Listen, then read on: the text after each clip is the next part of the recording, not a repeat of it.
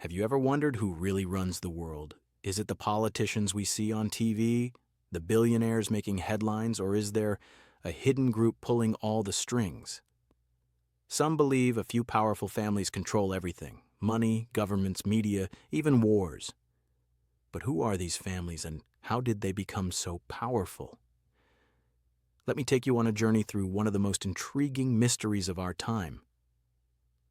It all starts with the Rothschilds, a name that has been whispered in conspiracy theories for centuries. Imagine this. One man, Mayer Amschel Rothschild, in the 1700s started a small banking business in Germany. He didn't just want to grow rich, he wanted to change the game. So he sent his 5 sons to the most important cities in Europe: London, Paris, Vienna, Naples, and Frankfurt. Together they created a financial network so strong it could influence entire nations. During the Napoleonic Wars, the Rothschilds didn't take sides. They funded both the British and the French armies. Why? Because no matter who won, they would profit. There's even a famous story about Nathan Rothschild, one of Mayer's sons. After the Battle of Waterloo in 1815, Nathan allegedly got the news of Napoleon's defeat before anyone else. Using this knowledge, he created panic in the London stock market by selling his shares, only to buy everything back at a low price. That move supposedly made him one of the wealthiest men in England. Whether this story is true or not, it shows how the Rothschilds became a symbol of unseen power. By the 19th century, they were funding railroads, industries, and governments across Europe, shaping economies from the shadows. Now let's cross the Atlantic to the Rockefellers. In the late 1800s, John D. Rockefeller turned Standard Oil into a monopoly, controlling nearly 90% of America's oil. This made him the world's first billionaire.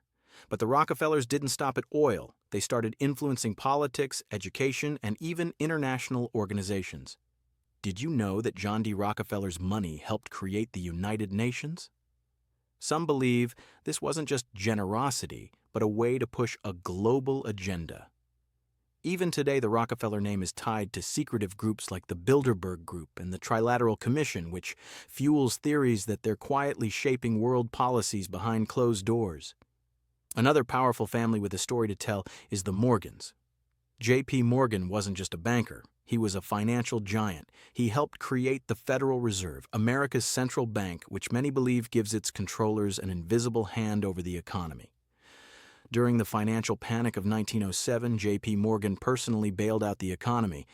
But was it an act of heroism or a calculated move to tighten his grip on America's banking system? Either way, the Morgans became a key part of the theories about hidden global control. And then there's the DuPont family, whose power came from a very different source: war. The DuPonts built their fortune by supplying gunpowder and explosives for major conflicts, including both world wars. Imagine making billions while nations fought and people suffered. Critics believe the DuPonts thrived on war, influencing governments to ensure their businesses stayed essential. What's even more intriguing is the idea that these families don't operate alone. Theories suggest they work together through secret societies and elite gatherings like the Illuminati or the Bilderberg Group. Picture this. Behind the closed doors of luxury mansions or private islands, the world's wealthiest families meeting to decide our future. Wars, economic collapses, pandemics. Are these events really random? Or are they part of a master plan to keep these families at the top?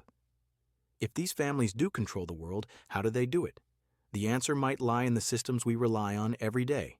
By influencing central banks, they control the flow of money. By owning major media outlets, they shape what we see and believe. By funding elite schools and research, they guide what future leaders learn. And by profiting from wars and rebuilding efforts, they turn chaos into opportunity. But why would they want to control everything? For some, it's about preserving their wealth and power for future generations. Others believe they're working toward a new world order, a single global government where they make all the rules. Or maybe it's simply about money. The more control they have, the more they can profit. The big question is, are these theories true, or are they just stories we tell ourselves to explain the chaos around us? There's no solid proof that any single family secretly controls the world, but their immense wealth and influence are undeniable. Maybe that's why the idea of hidden power is so fascinating. It's scary to think someone else might be pulling the strings, but it's also comforting to imagine that someone is in control, even if we can't see them. So, what do you think? Are these families really running the world from behind the scenes, or are we just looking for someone to blame? Let me know your thoughts in the comments. And if this story intrigued you, don't forget to like, share, and subscribe for more mysteries about the hidden forces shaping our world.